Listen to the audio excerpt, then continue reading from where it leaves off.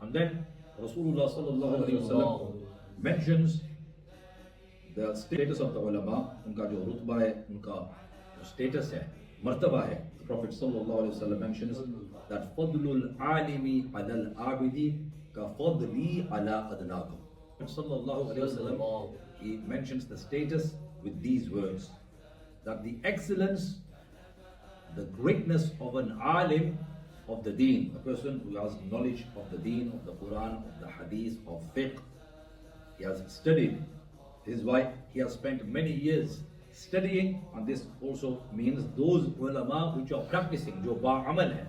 So the ulama have also written that man lam yakhsha Allah falaysa bi'alimin, that whoever does not have the khashiyah, the fear of Allah, despite having knowledge, then in the court of Allah he is not an alim. He is not an alim of the deen. So the Prophet ﷺ is talking and mentions in his hadith that the excellence, the fadilat of an alim over a worshipper, somebody who may be worshipping is throughout the night, praying nafli ibadah, donating a large amount of money to charity. He may be qaimul layl and saimul dahar, whereas the alim is not doing this. Yeah, but he's an alim of the deen. The Prophet ﷺ saying that the excellence, the greatness of an alim over an abid, over a worshipper, is just like my excellence over the least of you. जिस तरह मेरी फजीलत है तुम पर, तुम में से जो सबसे अदना है उस पर. And we know that the Prophet sallallahu alaihi wasallam, he is the best of all creation. He is Sayyidul Anbiya wal Mursaleen, the leader of all of the prophets.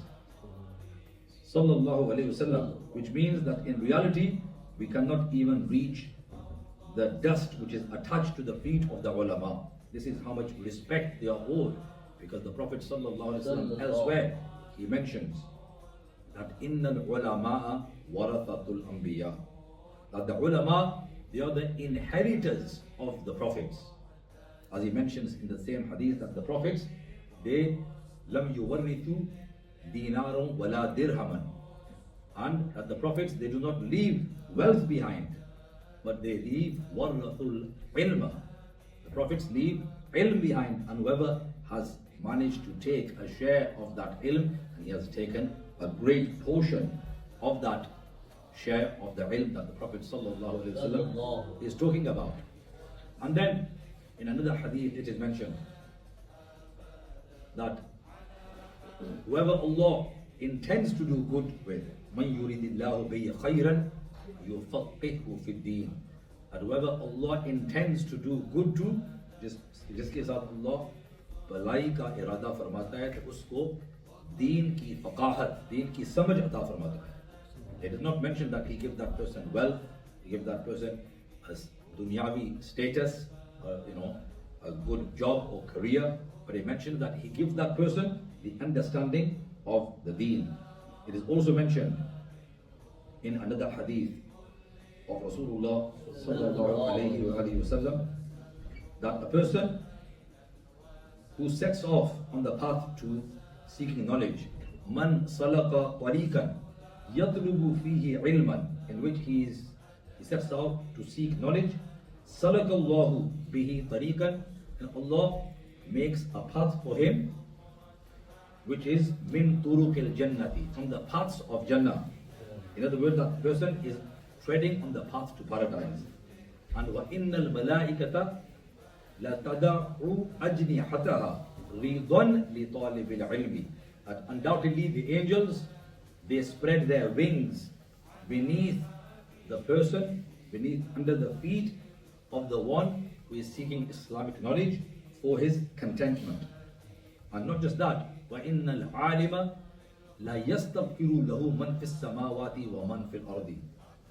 Undoubtedly, for the alim, everything, the one who is studying the knowledge of the deen, and everything, all the creations in the heavens, in the skies, and in the earth, and even the fish in the ocean. In another hadith it is mentioned, even the ant in its burrows, in the holes, they pray for the forgiveness of the student of knowledge, for the alim. And then the Prophet ﷺ mentions that وَإِنَّ فَضْلَ الْعَالِمِ عَلَى الْعَابِدِ كَفَضْلِ الْقَمَرِ Laylatul Badri ala sa'iril kawakibi. That the status that an alim has is the status that the moon has on the 14th night over the entire stars. Over the entire stars. And it is also mentioned that they are like stars for the ordinary people, who are the ulama, because they guide them. And even in Jannah it is mentioned, when a person will be in paradise, and you will think that now you do not need the ulama, but even then you will need the ulama. They will be muhtaj of the ulama. Even in paradise they will go to the ulama and ask, Ki ab hum apne Rabb se kya mange? They will not know what to ask for. They will be muhtaj of the ulama even in Jannah, in paradise. Whilst the abid, the worshipper, on the day of judgment, he will be told to enter paradise. Whereas the alim of the deen, he will be stopped. He will stop. Allah will stop him, the angel will stop him and say that you are allowed to intercede. Tum shafaat karo. Intercede on behalf of the sinners.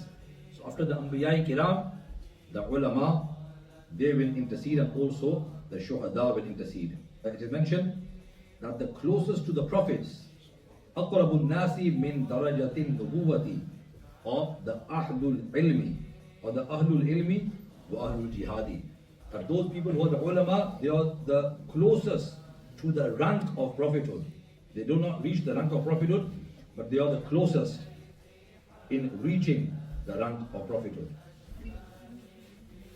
So we must strive to seek the knowledge of the deen. If a person is seeking the knowledge of the deen, whilst he is in the course of studying the deen, it is mentioned in a beautiful hadith that man ja'ahul mawtu, that whilst he is a talib ilm, not a student of the secular subjects, of the dunyavi, yes, they are not forbidden.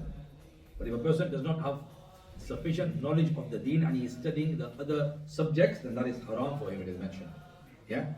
They mentioned that a person who is studying the deen, whilst he is a student of the deen, then his intention was that لِيُحْيِيَ بِهِ Islam, that he will revive Islam.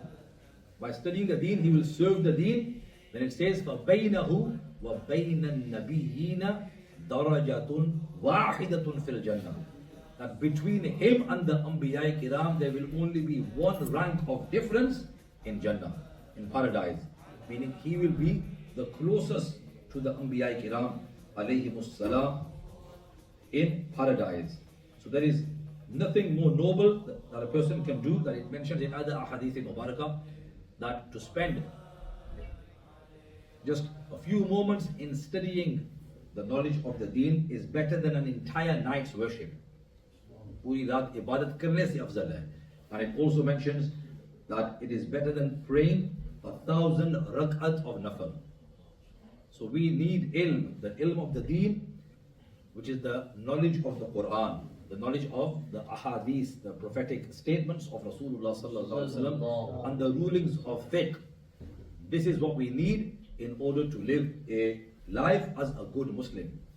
Because the other ulum, it is even the kuffar of that. If you do not have enough knowledge so that you can protect your iman, yeah, protect yourself from kufr, from shirk, from misguidance, from those things which are declared haram by Allah and His Messenger sallallahu alaihi wasallam, and to do those things which are halal. To do all of these things, to know the purpose of life, to know the importance of the akhirah. It is mentioned that only the ulama, وَقَالَ الَّذِينَ أُوتُوا الْعِلْمَ وَيْلَكُمْ, they say that woe to you, you are in distress, that ثَوَابُ اللَّهِ خَيْرٌ لِمَنْ آمَنَ وَعَمِلَ صَالِحًا. That the thawab, the reward with Allah, is better for the one who has believed and performs good deeds. Who understands this more? The ulama understand this. And this is what they try to bring the public to.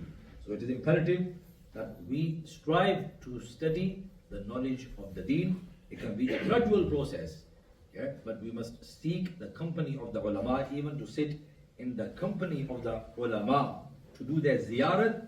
It has been mentioned that this is ibadah. Just to look at their faces and to sit in their company, you are doing ibadah. May Allah subhanahu wa ta'ala grant me and you the tawfiq to study the beautiful deen of our Master sallallahu alaihi wasallam.